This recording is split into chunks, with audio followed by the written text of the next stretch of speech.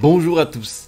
Eh bien là, j'enregistre exactement la 100e vidéo de notre chaîne YouTube ici, donc Télimax. Et pour ce faire, je vais répondre aux questions pertinentes que sûrement vous vous posez aussi sur le business Amazon FBA.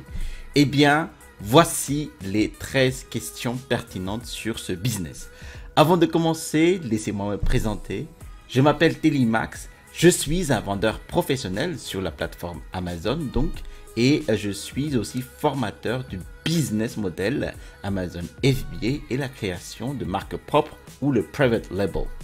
Si vous appréciez donc ce type de vidéo ou d'autres vidéos sur ma chaîne, eh bien je vous invite à vous abonner en cliquant sur le bouton situé en dessous de cette vidéo pour recevoir les notifications des prochaines sorties de vidéos. Cette vidéo est en fait horodatée, donc vous allez trouver les questions avec les minutes et les secondes associées en fait à ces questions dans la vidéo, en dessous donc de cette vidéo. Eh bien, commençons tout de suite par la première question. Comment peut-on savoir si un produit est à fort potentiel sur la marketplace? Eh bien, c'est la question donc qui est la plus demandée, je pense, sur ce business Amazon FBA, car effectivement, trouver un produit déjà qui se vende bien, donc à fort potentiel, est le nerf de la guerre du business Amazon FBA. Eh bien, comment trouver un produit potentiel, à fort potentiel? Pour le savoir, en fait, il faut scruter la dynamique de la fiche produit sur la marketplace Amazon. Qu'est-ce que j'entends par dynamique? Il faut voir, regarder donc le nombre de ventes que fait le produit en un mois. Mais il faut affiner donc cette analyse de vente du produit et de l'ensemble même du produit dans la niche pendant une certaine période, à savoir 24 heures exactement. Et il faut donc connaître exactement le nombre de ventes du produit dans ce créneau de 24 heures. Par exemple, là, il est 10 heures. Et là, je vais prendre le nombre de ventes, je vais récupérer le nombre de ventes du produit à 10 heures et je vais récupérer le nombre de ventes du produit, donc le lendemain à 10 heures. Et là, je fais exactement ce même processus pendant une semaine et j'aurai exactement la dynamique de vente du produit pendant un certain temps. Et là, je sais exactement si les produits dans ma niche ont un fort potentiel, donc un fort potentiel de vente et donc ont des ventes réelles par jour sur Amazon et je vois à partir de ces analyses si je vais me lancer sur cette niche donc de produits ou pas, tout simplement. Et là, je vais établir des critères. Par exemple, si j'établis que un certain temps, donc dans cette niche, si le produit génère au-dessus de X ventes par jour, par exemple 5 ou 10 ventes par jour, eh bien, je considère, moi, que ce produit est à fort potentiel sur Amazon. En tout cas, ce critère, en fait, dépend de moi, mon objectif mensuel de vente et mon objectif mensuel de chiffre d'affaires et de bénéfices sur Amazon FBA. Par exemple, moi, si je veux un bénéfice de 3 000 € ou un chiffre d'affaires de 5 000 €, eh bien, je vais définir ce critère de vente. Si je veux par exemple faire 3 000 € de chiffre d'affaires mensuel, eh bien je divise donc 3 000 par 30. Je dois faire donc 100 € de chiffre d'affaires par jour. Si je vends un produit à 10 € l'unité, il faut que je fasse 10 ventes par jour. Si je vends un produit à 25 € l'unité, il faut que je fasse 4 ventes par jour. Comme cela, j'aurai les 100 € journalier et en 30 jours, j'aurai mon chiffre d'affaires de 3 000 €. Donc, il faut que je fixe d'abord mon objectif mensuel de vente et je vais déterminer mes critères de vente journalier Ensuite, je regarde donc la dynamique de vente des produits, donc 3 ou 4 produits dans ma niche. Hein. J'analyse les ventes de ces produits-là et je décide si ce produit-là, en tout cas cette niche, est un fort potentiel de vente sur la marketplace. Ensuite, deuxième question. Pourquoi certains produits de même nature ne génèrent pas de vente alors que le produit est le même et parfois le moins cher? Eh bien, c'est le cœur même en fait de ma formation et celui du business model que j'enseigne toujours ici sur cette chaîne. Ça s'appelle le private label ou la création de marques propres, donc accouplé avec Amazon FBA.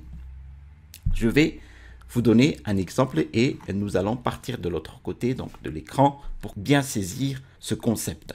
Eh bien, ici, nous sommes sur Amazon. Eh bien, je vais par exemple mettre ici, bon, on va dire presse citron. Et je vais affiner donc ma recherche en mettant ici presse citron métal. Hop. Alors, nous avons ici donc les résultats de recherche de notre presse citron en métal et nous nous intéressons plus particulièrement en fait à ce produit-là. Voilà, ce presse citron donc de couleur jaune et verte et nous nous intéressons particulièrement à la différence de vente entre un produit qui a une marque bien développée ici sur Amazon et celui qui a un pseudo-marque, je veux dire, et ou un produit qu'on appelle un produit générique. Alors, vous pouvez très bien remarquer ici que, par exemple, tout cela se ressemble, c'est le même produit, à ceci près que sûrement dans un produit ici avec une marque bien mise en valeur, des améliorations ont été faites sur ce produit-là pour avoir par exemple une meilleure robustesse, surtout au niveau par exemple ici de l'axe de rotation en fait de ces trois composants. Mais si nous regardons par exemple ici, donc nous nous intéressons par exemple à celui-là et donc la marque qui est Rennes. Donc là nous sommes bien. Alors si je m'intéresse ici sur cette presse citron, ici manuel, eh bien nous avons le même produit que celui-là. À ceci près, comme je l'ai dit tout à l'heure, que l'on a apporté sûrement des améliorations sur la presse citron de la marque Twinsy. Et ici, sur cette marque, nous avons bien, donc, bon, entre guillemets, ici, Siming, mais Siming, c'est le nom de l'entreprise. Donc ici, nous avons soit un pseudo-marque, donc où il n'y a pas de marque du tout en fait, parce que vous ne voyez pas ici une mention sur, ni sur la manche, ni sur le produit de la marque Siming ou le nom de l'entreprise, alors qu'ici, nous avons bien la marque Twinsy et le nom de l'entreprise qui est bien différent de la marque. Donc, nous avons bien ici une marque présente. Ici, nous sommes bien dans la configuration des deux mêmes presses citron, mais que celle-ci, donc cette presse citron, a un prix qui est en dessous de celui-là. Alors que si nous regardons ici sur l'extension Jungle Scout, nous pouvons voir ici que la marque Twinsy génère eh bien, 121 ventes mensuelles estimées et 5 ventes estimées par jour. Alors qu'ici, nous avons le même produit moins cher, 11,99 € et qui ne fait pas de vente pour l'instant. Donc, c'est pour cela que l'extension n'arrive pas encore à récolter les données. Mais nous avons encore d'autres exemples ici. Et si vous voulez, le seul produit, la seule fiche produit qui génère autant de ventes, c'est la marque Twinsy. Il existe ici beaucoup de pseudo-marques ou de marques qui n'est pas très implanté sur Amazon, mais qui génère très peu de ventes, voire zéro vente ici. Par exemple, NNRT, voilà. Ce sont des pseudo-marques car nous avons ici tout simplement donc ici NNRT et bon, la pseudo-marque est juste mentionnée ici sur la manche et nous n'avons pas cette pseudo-marque mentionnée sur les autres images. Et surtout ici, nous avons donc la mention de 9. Cela veut dire qu'il existe 2 vendeurs. Et bien voilà, il existe bien 2 vendeurs qui se sont greffés sur la même fiche produit. Et là, nous sommes exactement dans le cas donc d'une pseudo-marque, NNRT, d'ailleurs ici, NNRT, et donc d'autres vendeurs peuvent se greffer sur cette fiche produit. Car cette marque n'est pas encore implantée sur Amazon, n'est pas encore enregistrée sur Amazon. Voilà. Et donc, c'est une marque générique. Voilà. Bon, je reviens plus tard sur cette marque générique. Et donc, ici, même si ce produit-là est largement en dessous du prix de notre marque ici, Twinsy, eh bien, cette marque ne vend pratiquement pas, comme nous pouvons remarquer ici NNRT, 3 ventes mensuelles, hein, 0 vente ici, parce que ce n'est pas une marque, et lorsque ce n'est pas une marque, ça ne donne pas confiance tout simplement au client. La confiance du client, en fait, se gagne par une stratégie donc de mise en place d'une marque bien visible, et comme cela, en fait, cela génère tout simplement voilà, cette confiance. Cette confiance, en fait, se traduit par la demande du client.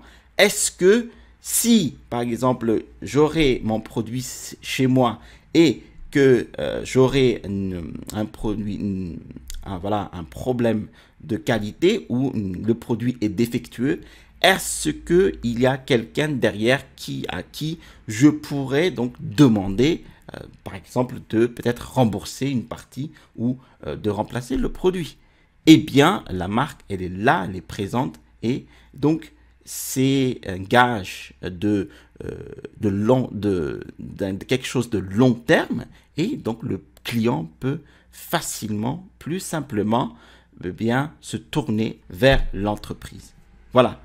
Ensuite, ce qui est très important ici, c'est que si on a une marque, on peut très bien même augmenter le prix car nous avons effectivement apporté une amélioration même dans la conception du produit, hein, ici, dans le manche du produit et surtout ici l'axe de rotation qui ont été sûrement renforcés. Donc cela donne encore plus de confiance au niveau du client. Voilà. Troisième question. Quelle est la différence entre une marque propre et une marque générique? Eh bien, j'ai répondu en partie en fait à cette question dans la réponse apportée à la deuxième question. Eh bien, nous avons ici une marque propre, une marque bien déposée sur Amazon car nous avons ici donc dans le titre le nom de la marque Twinsy et nous avons dans l'image même du produit donc la marque bien distincte sur le manche du produit. Et lorsque vous achetez le produit, vous avez bien l'inscription de la marque sur le produit. Et vous avez la marque partout dans l'image du produit. Et ça, c'est une marque déposée. Vous le reconnaissez lorsque vous avez dans le titre donc le nom de la marque ici, Twinsy. Ici, vous avez le nom de la marque sur le manche du produit. Et ici, vous avez bien l'entreprise qui est, elle, différente du nom de la marque. Voilà. Vous pouvez aussi très bien vérifier la marque auprès de l'INPI, donc l'INPI, pour bien vérifier que la marque est bien déposée. Là, vous avez une marque propre ou le private label. Ici, vous n'avez pas de marque. Vous avez un produit générique car vous pouvez avoir 2 vendeurs qui se sont greffés sur la même fiche produit. Ici, vous avez, on va dire, vous avez la marque NNRT, mais c'est une pseudo-marque car vous avez deux vendeurs sur la même fiche produit. Voilà. Quatrième question. Quel est l'impact du PPC sur la vente du produit? Je définis d'abord ici ce qu'est donc un PPC, c'est l'Amazon Pay Per Click ou le coût par clic d'Amazon. C'est la campagne phare utilisée par Amazon pour booster donc les fiches produits sur cette marketplace et d'atteindre donc une visibilité, donc du trafic du coup et de la conversion, c'est-à-dire incite les clients à acheter le produit. Alors, je reviens ici sur donc la page de résultats de notre presse citron en métal. Nous pouvons remarquer ici en fait sur cette page de résultats donc 4 produits avec ici la mention sponsorisée. Ce sont des fiches produits qui ont payé, donc voilà, vous avez bien ici des publicités pour que leurs fiches produits en fait apparaissent dès les premiers résultats de recherche du client. Et donc ce sont des publicités. Et là en fait les entreprises donc ont fait des enchères pour apparaître ici donc en première page de résultats. Quel est cet impact? Eh bien l'impact c'est que vous pouvez tout de suite générer des ventes dès que votre fiche produit apparaisse ici en première page de résultats. Si, à condition que, alors il y a bien des conditions, si votre fiche produit est bien optimisée, premièrement, si vous avez bien une marque bien visible, bien reconnaissable, comme ici Twinsy, par rapport par exemple ici à cette pseudo-marque Siming, si votre fiche produit est bien optimisé, eh bien, vous pouvez tout de suite générer des ventes avec une campagne sponsorisée installée, bien optimisée sur Amazon. Cinquième question. Quand on lance son premier produit sur la marketplace, est-il nécessaire de faire une campagne sponsorisée pour être visible donc sur la première page? Eh bien, quand vous lancez votre premier produit sur la marketplace, il est bien sûr nécessaire de faire une campagne sponsorisée pour être visible déjà sur cette première page de résultats. Par exemple, ici, vous avez donc ces campagnes sponsorisées bien visibles. Donc, ce sont les 4 ici fiches produits. Eh bien, il faut savoir que 97% des vendeurs vont acheter leurs produits ici sur cette première page de résultats. Et que seulement 3%, voire même moins de 3% vont dans la deuxième page de résultats pour trouver leur produit. Là, je clique ici, mais là, ce que je viens de faire, même dans certaines fiches produits, 1% seulement vont ici en deuxième page de résultats. Pourquoi? Pour la simple raison que les clients Amazon dépensent très peu de temps pour choisir leurs produits. Et ils choisissent en fait les produits fortement suggérés donc par Amazon elle-même, donc par son système de ranking ici, qui est ici par exemple mentionné par le BSR. Donc ici vous avez donc la marque Twinsy qui est numéro 5 dans la catégorie presse agrumes manuel, qui est ici aussi mentionné dans la fiche produit Siming. Alors, bon, et dans d'autres produits aussi, et que vous avez donc ce système de ranking, donc de classement de vente qui va déterminer si le produit reste en toute première page, si la campagne sponsorisée va être retirée par l'entreprise. Effectivement, vous aurez des ventes dès que vous lancez votre première fiche produit sur Amazon, et il est nécessaire donc de faire cette campagne sponsorisée sur Amazon. Sixième question, comment optimiser un produit? Cette niche de presse citron en métal est un bon exemple pour illustrer donc l'optimisation du produit.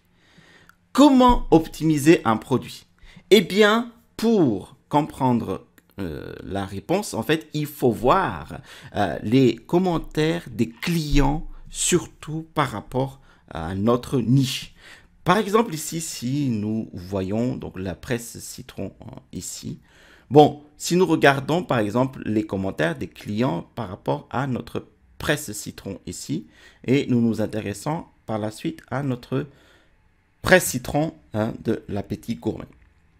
Et nous regardons ici sur les commentaires clients. Et nous nous intéressons plus particulièrement en fait aux commentaires 1, 2 étoiles. Voilà. Et nous avons les commentaires, donc 1 étoile. Donc, et nous regardons ici les doléances, surtout les doléances des clients. Et voilà, nous avons donc ici conçu pour durer, mensonger. Donc, bon, il a surtout un problème de robustesse avec le produit. Voilà.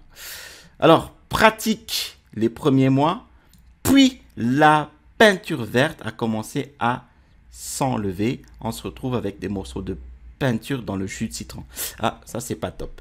Donc, ici, vous trouvez les doléances des clients et là, vous trouvez des pistes pour améliorer votre produit, pour être encore plus performant par rapport à celui de vos propres concurrents, qui est ici sans doute le top des ventes donc de presse citron, voilà, sur la niche. Et vous pouvez voir ici les problèmes. Là, donc, il faudra, par exemple, améliorer les peintures qu'on met sur le presse citron. Donc, il faudra trouver, donc, par exemple, ici, une matière qui permet de résister dans le temps. Au niveau de la peinture, pour que la peinture ne s'enlève pas.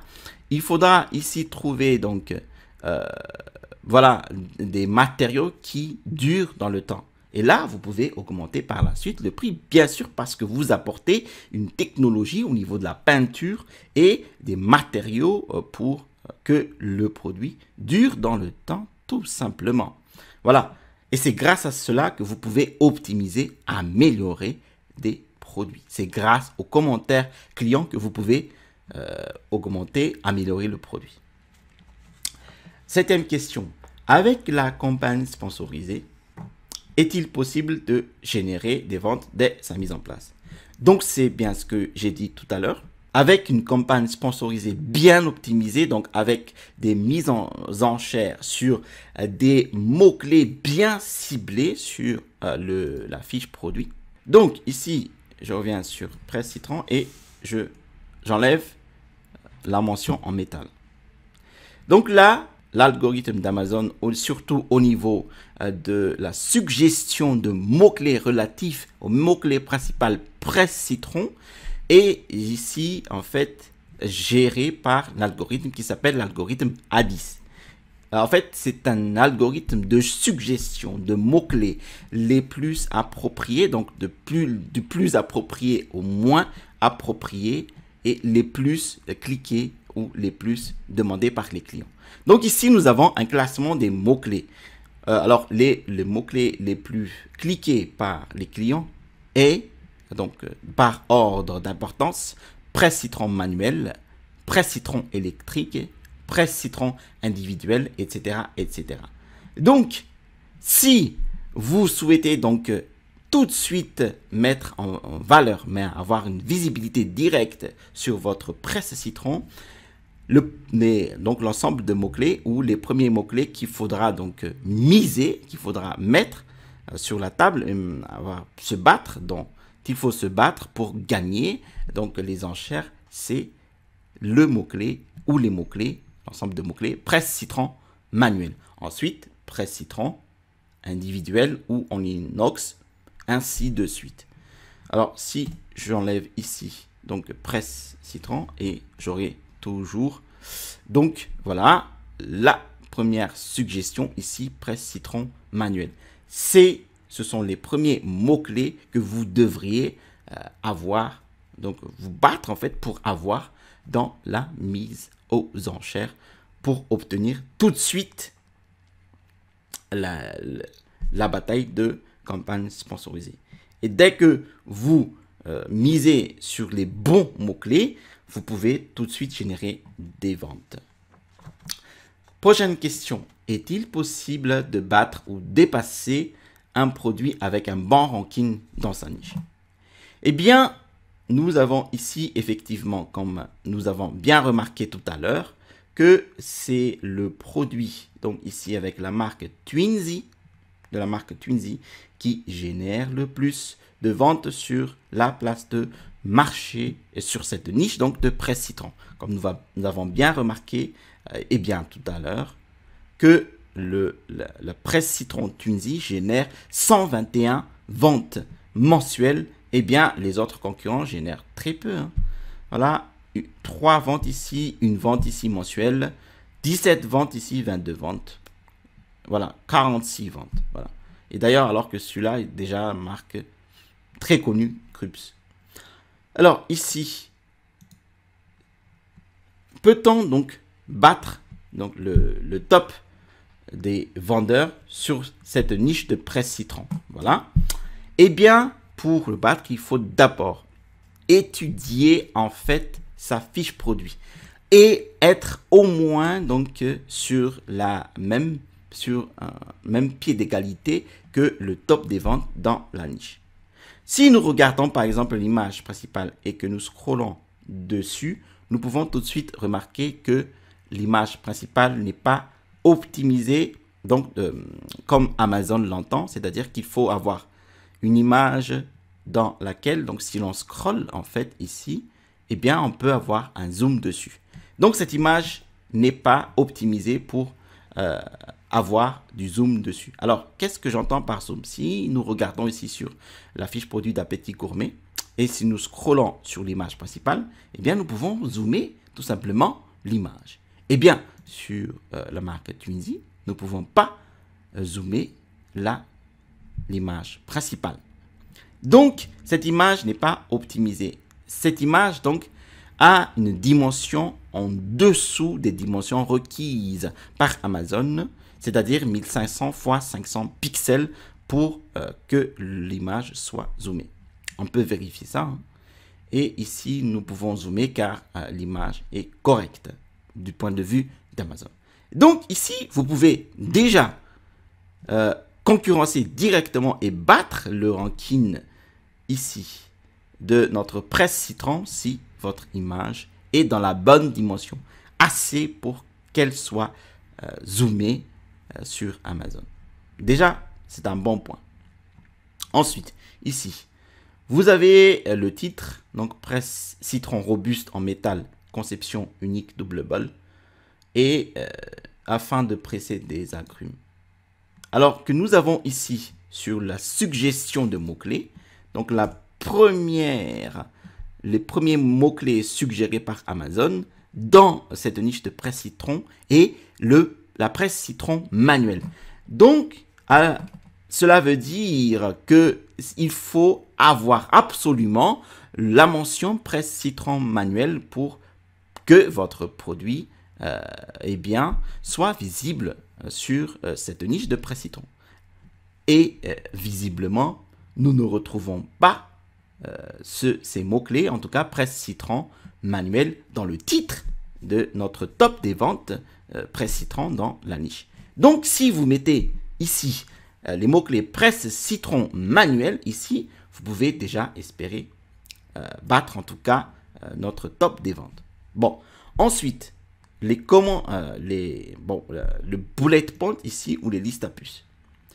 Dans les listes à puces, il faut toujours mettre tout de suite les avantages de votre produit. Il faut toujours se mettre à la place du client et imaginer les avantages du client. Alors, bon, conçu pour durer. Nous avons bien remarqué tout à l'heure que, d'après les commentaires, apparemment, ce n'est pas conçu pour durer. Alors, il faut bien, donc, que l'avantage conçu pour durer sera réellement suivi par la qualité du produit. Ensuite, ici, vous avez donc des avantages, des jus sans pépins, facile à nettoyer et la garantie client. Donc, ici, vous pouvez tout de suite battre aussi donc, le top des ventes en concevant un produit qui va durer, c'est-à-dire en amenant encore des matériaux qui durent dans le temps. Par exemple, ici, en apportant des améliorations sur la peinture, comme nous avons vu tout à l'heure, ou sur les manches des produits pour qu'ils ne se cassent pas facilement. Voilà. Alors, prochaine question. Peut-on vendre le même produit avec la même marque sur Amazon? Eh bien, c'est ce que nous avons vu tout à l'heure, en fait, avec ce produit-là. Par exemple, ou d'autres produits de d'une marque très connue. Ici, nous avons par exemple ici, bon, si nous regardons ici, donc la marque Kenwood, voilà, si nous cliquons dessus, très connue, la marque Kenwood, et si nous regardons ici, vous avez 18 vendeurs qui se sont greffés sur cette marque Kenwood. Voilà. Donc, Amazon elle-même est dessus, vend le produit.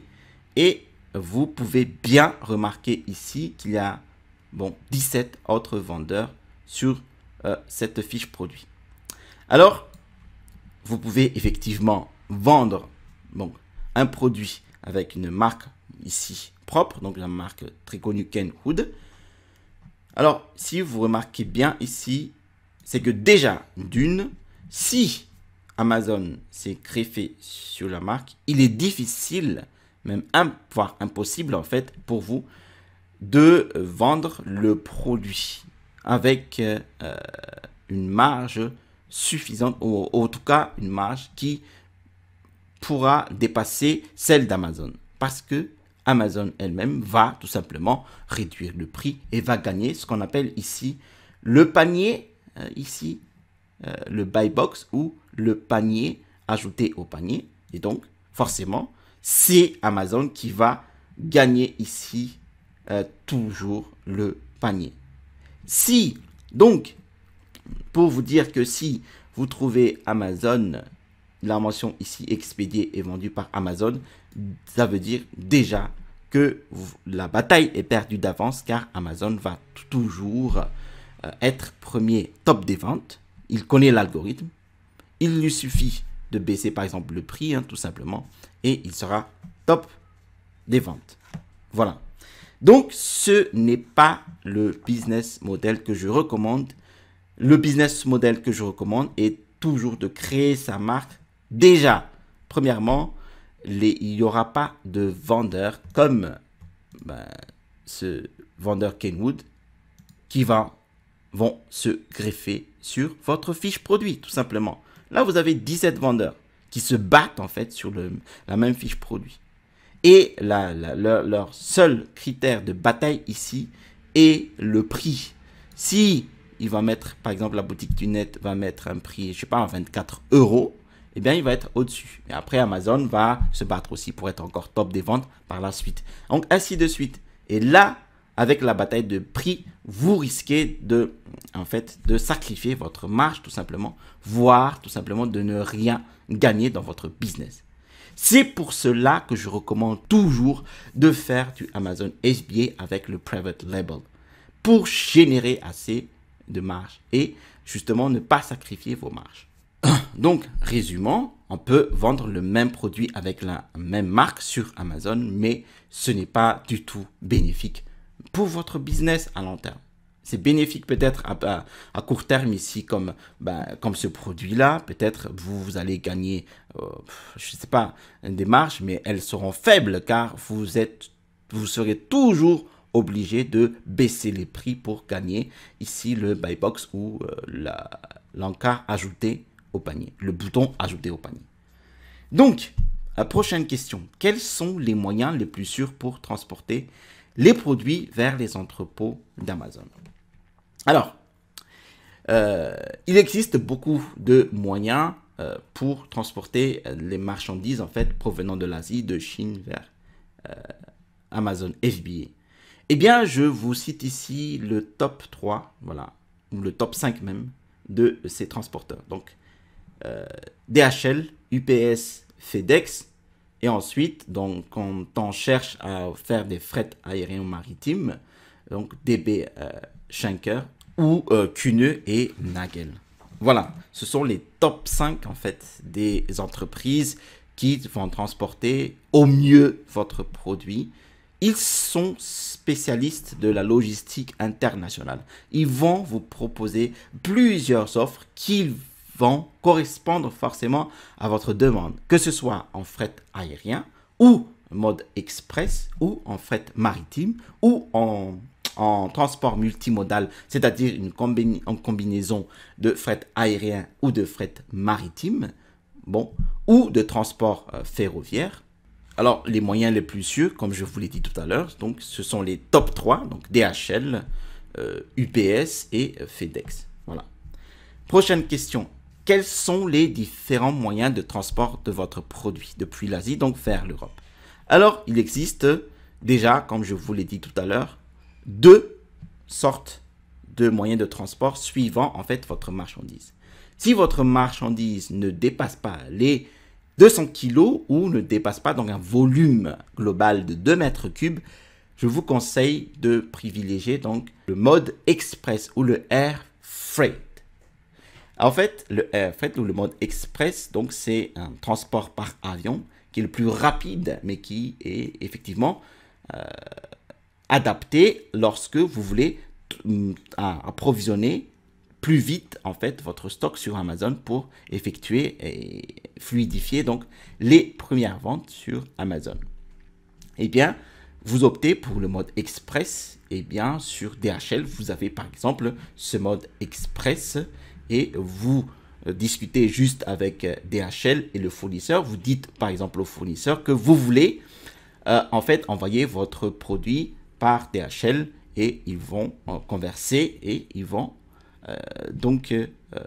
collaborer ensemble pour envoyer votre produit directement dans les entrepôts d'Amazon. Si votre produit, votre marchandise dépasse les 200 kg ou les 2 mètres cubes en volume, le mieux peut-être pour vous est de commencer d'abord par le fret aérien. Donc, et pour ce faire, en fait, vous pouvez toujours partir sur DHL Supply Chain ou dans des entreprises plus spécialisées encore comme DB Schenker ou Kuehne et Nagel. Ce sont les entreprises les plus performantes en fait dans ce domaine. Vous pouvez aussi opter pour le fret maritime, donc c'est un envoi de marchandises par conteneur et c'est l'envoi le moins cher du marché car il envoie en fait les frais d'envoi sont au plus $1 par kilo. Voilà. Qu'est-ce que le PL ou le Private Labeling ou la création de marques propres? Cette question rejoint toujours ce que je viens de dire dans les questions précédentes. La création de marques propres est un processus qui permet en fait de personnaliser votre produit par rapport au produit qui est créé, fabriqué, donc sorti d'usine. Si nous revenons par exemple ici, notre presse citron en métal, vous remarquez bien que notre presse citron ici est la base en fait du presse citron métal. Donc c'est voilà, c'est le produit générique. C'est le produit tel qu'il est donc sorti d'usine sans aucune modification ni amélioration. Et vous apportez en fait une touche personnelle, une identité à votre produit en créant une marque, c'est-à-dire un nom dessus, donc ici comme la marque Twinsy, donc avec un nom dessus, et des améliorations. Donc ici, par exemple, là, on a la mention 100% métal, pas de plastique dessus, et des améliorations sur les matériaux qui composent notre presse citron, donc pour que justement il soit solide et qui dure dans le temps. Voilà. Et vous apportez aussi du packaging sur votre produit, avec votre produit, comme ici donc notre emballage du produit, avec la marque dessus, le nom de la marque et les différentes caractéristiques du produit. Là, nous personnalisons en fait le produit. Et nous déposons aussi donc notre nom de marque sur le site INPI. Vous pouvez trouver donc la vidéo sur le dépôt de la marque ici. Et vous avez donc construit en fait une identité autour du produit avec le packaging, l'emballage ici et l'amélioration donc de la qualité du produit en elle-même avec ici les caractéristiques donc propres à votre produit et en apportant donc ici une visibilité avec le nom et la marque. Et cela permet tout simplement de vous différencier de vos propres concurrents qui sont ici. Alors, dernière question, quel conseil donnerais-tu pour un débutant sur Amazon FBA? J'ai un conseil à vous dire à chaque fois que vous vous lancez pour la première fois sur Amazon FBA, c'est d'avoir un super mindset. En fait, ce business Amazon FBA, déjà donc dans le nom même de ce que je vais dire, Amazon FBA, c'est un business. Un business en fait est donc un travail, mérite d'abord un travail en amont, un fort caractère. Un travail, un fort caractère, cela veut dire que le travail mérite d'abord la persévérance, la motivation, du courage, des sacrifices même au niveau du temps, au niveau de votre effort, de motivation pour installer votre première boutique sur Amazon. Donc, pour dépasser toutes ces contraintes-là liées au temps qu'il faudra mettre en place, à l'argent nécessaire qu'il faudra mettre en place, il faudra que vous trouviez votre pourquoi. Pourquoi je voudrais faire du business Amazon FBA. D'ailleurs, c'est valable pour tout business. Car il faut comprendre aussi qu'au bout d'un business, alors vous pouvez générer 2-3 ventes par jour, comme vous pouvez générer 0 ventes par jour. Donc, en fait, un business est toujours toujours un résultat très fluctuant au début, d'ailleurs, ou même 0 résultat, hein, pour se stabiliser, en fait, monter en flèche et se stabiliser à des 2 ou dizaines de ventes par jour, même plus même. Voilà, mais pour atteindre en fait ces résultats très impressionnants, il faudra amener beaucoup de persévérance, de motivation, de sacrifice même dans ce business Amazon FBA. Et bien pour dépasser tout ça, pour surpasser toutes ces contraintes, il faudra comprendre votre pourquoi. Il faudra connaître votre pourquoi. Quel est votre pourquoi? Moi, par exemple, je voudrais être libre, tout simplement. Libre, en fait, de faire ce que je veux dans le reste de ma journée. C'est-à-dire que ne consacrer que 1 heure et 2 heures, même dans mon business Amazon FBA par jour.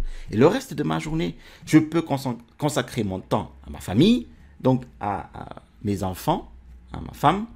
Et je peux consacrer mon temps à mes sports favoris. Donc, voilà. Et je peux encore consacrer un temps en plus pour aller me faire plaisir, aller lire des livres, des bons ouvrages et aller, par exemple, à la mer ou dans des fleuves, aller, par exemple, je sais pas, pêcher. Voilà. Chose que je ne peux pas faire si je suis salarié dans une entreprise. C'est-à-dire que là, je vais me lever à 8 heures du matin pour terminer ma journée, même très tard. Lorsque j'étais ingénieur, je termine ma journée à 17, 18, 19 heures. Et là, j'ai presque oublié en fait la vie de famille. Voilà. C'est pour cela que j'ai envie de mettre en place un business qui va me permettre de donner plus de temps pour mes occupations personnelles. Voilà. Donc, il faut vous trouver pourquoi. Et lorsque vous allez trouver votre pourquoi, vous pouvez dépasser en fait tout ça, tous ces sacrifices. Bon, au niveau du temps, de l'argent et de tout en fait. Voilà. Alors, merci d'avoir regardé cette vidéo jusqu'à son terme. Si vous avez apprécié cette vidéo, eh bien, je vous invite à cliquer sur le bouton j'aime et à vous abonner pour recevoir les prochaines sorties de vidéos. Je vous promets de vous délivrer toujours des vidéos de bonne qualité sur ce business model Amazon FBA. J'ai aussi mis en description de cette vidéo mon e-book, les 5 étapes pour construire un business à succès avec Amazon FBA. Et bien, dans cet e-book, vous allez trouver en fait les étapes qui m'ont permis d'installer ma première boutique à succès avec Amazon FBA. Vous trouverez ici le bouton pour vous abonner et à droite de cette vidéo, je vous montre en fait les techniques pour avoir un compte bancaire adapté à votre business Amazon FBA. Allez, à la prochaine vidéo et restez toujours curieux.